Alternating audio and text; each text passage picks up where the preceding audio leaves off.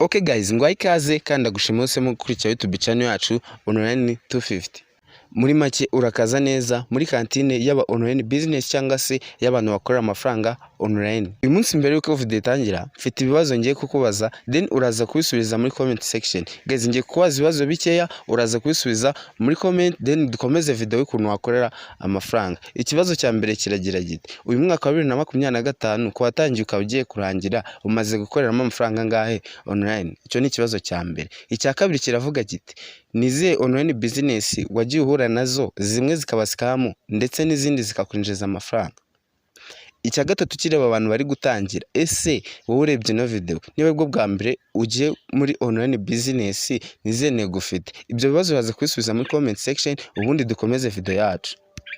Uyu munsi website nkuzaniye ntago ari nka za zindi nazanaga zo kureba video, zo guplayinga amagame cyangwa se zo gutumira inshuti. Oya, uyu munsi website nzanye nta gishoro ndetse ntago igoye. Ikintu bigusaba ni ukureba ino video kuva itangiye kugeza irangiye, ukabasha gufungura ino account neza, kuko nuyifungura neza nibwo uzajya winjiza nta kintu wakoze. Muri make abantu bamenyereye mining baraza gusobanukirwa kurushaho. Niba umenyereye mining, guma hano kuri no video. Gusa niba ugeze hano ukireba ino video, andika ijambo muri comment section ngo dukomeze, kugira ngo tubashe gukomeza neza.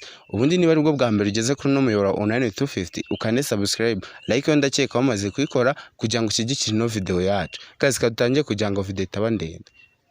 Link yo kwiyandikisha uraza kuza hano muri comment section, ukanda hano kuri comment, then uhita ubona comment ya mbere ipininze. Nuza kwibura hano uraza gukanda hano handitse ngo more, then umara gukanda hano handitse ngo more, uraza guhita ubona link yo kwiyandikisha hano hasi muri description. Guys, numara kwikandaho rero baraza guhita bakugeza kuri tab yawe. Nta kindi kintu uri bukore uretse kuza hano hejuru handitse mu nguni, ukaza hano handitse ngo create account. Nukanda kuri create account, winjiye kuri link nagwaye, nkwibutsa ko ninjira kuri link bari buze kuguha bonus y'amacoin 500 cyangwa se ya mining 500 ugiye gutangiriraho. Nutinjira kuri link nazo uri bubone, biragusaba gushora. Niyo mpamvu tubabwira kwinjira kuri link biba byiza, kuko hano hari abashoramo, gusa twebwe dukora uburyo butari ubwo gushora. Uraza hano rero, uzi hano handitse ngo login, uraza gushyiramo username, then hano ushyiremo email yawe, password ushaka uzajya ukoresha.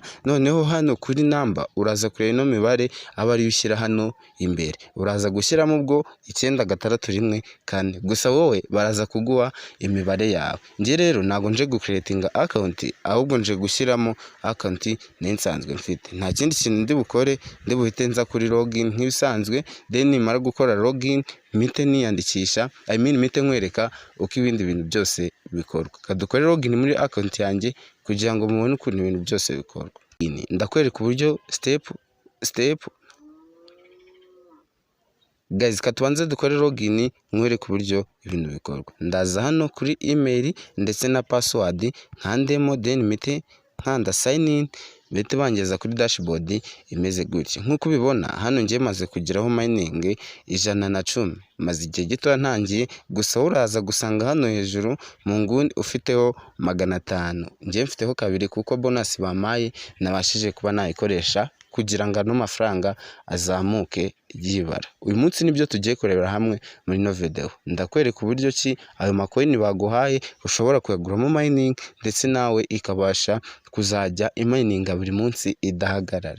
Guys, ikintu cya mbere ugiye gukora ni ukureba no video kugeza irangiye, kandi ntiwihutishe kuko ushobora kurenga step y'ingenzi muri make. Guys, rero nk'ibisanzwe rero niba guhaye ayo macoin 500 maze kwinjira kuri link naguhaye muri comment cyangwa se muri description, uraza guhita abona hano hejuru mu ruhande rw'ibumoso. Numara kuyahabona uraza guhita uza hano hasi, hari nkuko mubibona hari mining nyinshi, gusa ngiye nafunguyemo enye. Harimo iyi ngiyi y'uyu mugabo, niyi ndetse niyi. Izi nizo nafunguye. Nkuko mubibona izindi zo ziracyafunze, ntago zifunguye. Bivuze ngo iki, izi ngizi nzagenda nazo nzifungura, ari nako amafaranga yiyongera.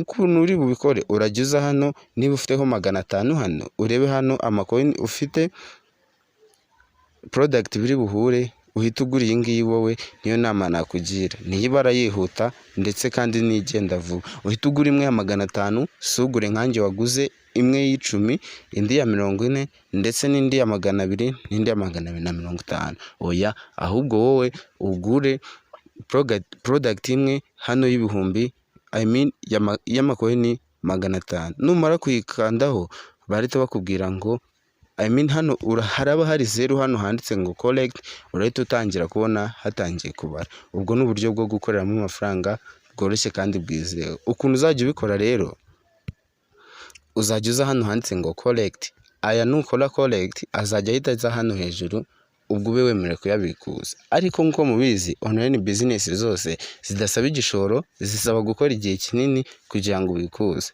Ari nayo mpamvu ngiye kukwereka buno buryo ushobora gutumira inshuti zawe nawe kugira ngo ubikuze vuba, dore ko na minimum yo kubikuza ari amakoini make. Ugomba kuba ufite amakoini 2,000. Nk'uko mubibona mazemo amasaha atageze muri 5 mfitemo amakoini 110. uri kumva ngiye byangora kugira ngo mbe nabikuza vuba. Gusa no makoini 110 nkanze collect akajya hano hejuru, akajya hano hejuru, nshobora guhita nyaguramo indi product ingana n'aya ngaya 100.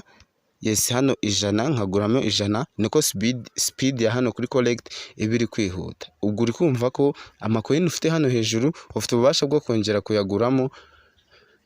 Ushobora kuyaguramo undi mugabo ukumayiningira kugira ngo bibe byihuta cyane. Guys, ubu ni uburyo bwo gukoramo amafaranga bwa mbere. Hano rero hari uburyo rero bwo gutumira inshuti. Ushobora kuza hano ugakanda kuri partner, then wamara gukanda kuri partner ugahita ufata ino link ukayohereza inshuti yawe. Iyo nshuti yawe yayinjiraho bakayihereza ya makoini 500 ndetse nawe bakaguhereza amakoini 100. Ubwo ni uburyo bwa kabiri. Uri kumva amakoini nabwo aba ari kwiyongera. Ngiye kukwereka uburyo bwo kubikuzamo noneho ano mafaranga dukoresheje Binance. Gusa nari kuzakora indi video, bibaye byiza nibwo nayikora nkabikwereka neza. Gusa hano hari uburyo bwo gukoreramo amafaranga bwa mining nabukweretse, ubwo gutumira inshuti.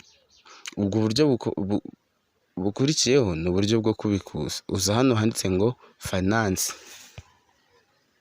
ahanditse ngo finance, wamara kwakanda uri kubona ubu ni uburyo bwo gushora, ariko twebwe tuzakoresha ubu buryo bw'ubuntu. Uri kubona 2,000 by'amakoini bingana $1.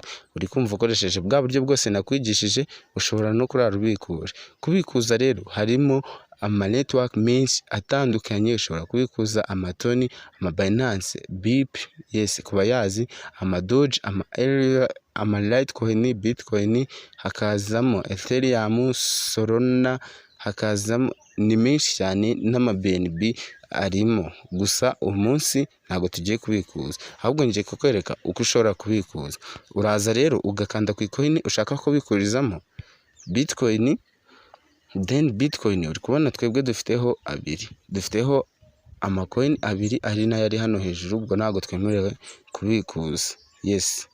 Twemerewe kubikuza mba mbikoze. Gusa abatazi gushaka address kugira ngo bayizanemo hano ya Bitcoin, ushobora kubyandika muri comment, nkazabikoraho video ubutaha. Na babandi bafite ikibazo cya video yo gukura amafaranga kuri Binance bashyira kuri Momo, kanda subscribe ubundi wandike muri comment ngo iyo video ndayikeneye. Ejo ushobora kurara yagezeho, kuko amafaranga kuri Binance ndayafite. Amafaranga kuri Binance ndafite, nshobora kuyaguha, nshobora kuyakoresha nifashisha mu kubikuza ano mafaranga, nkaba nabikwereka muri video.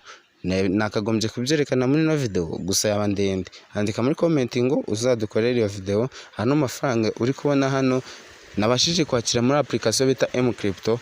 Nawe uramutse ushaka iyo video ushobora kujya kuri YouTube channel yanjye ukayireba, ukabona uburyo ki ano mafaranga nakima. Niyo nzakoresha ndi kubereka uko wakura amafaranga kuri Binance uyashyira kuri MTN Mobile Money. Ni ama Bitcoin maze kwakira mu kanya, ari nayo nabikuje hano. Ari nayo nabikuje hano muri mCrypto, akabasha kuba yangeraho mu buryo bworoshye kandi bwizewe.